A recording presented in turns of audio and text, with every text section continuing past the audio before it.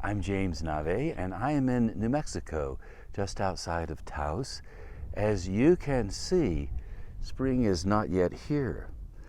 It's windy today and a little cool, not so cool that I feel uncomfortable out here in a sweater, but it's certainly not the warmer areas of Carolina where I was last week.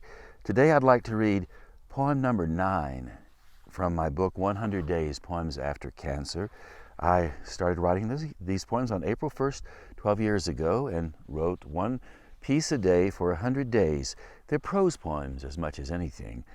And this one is titled Tumbling of My Seasons. And after every poem, I include a question. So you'll have a question to think about. And so here it is, Tumbling of My Seasons. Oh, and it takes place in Swannanoa. Actually, this book takes place in 3 different locations. Western North Carolina, then it moves from Western North Carolina in June to Taos, and then after that it moves to New York. Or I moved to New York, and the stories move there too. Of course, I won't be reading them in the geographic order, just in the daily order. Tumbling of My Seasons. There are times when magic slips into your sleep and becomes part of the stories you tell.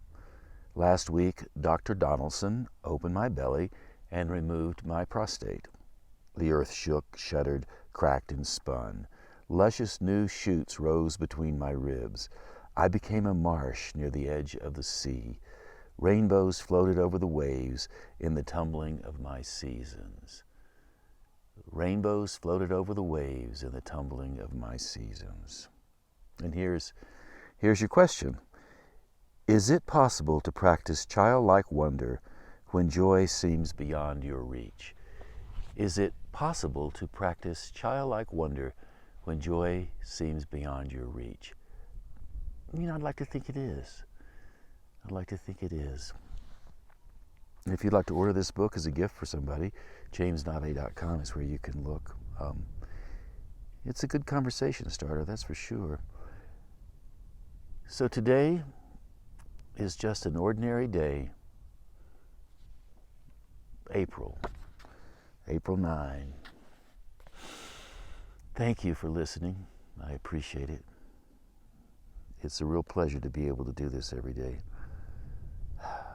So, good wishes wherever you are in the world.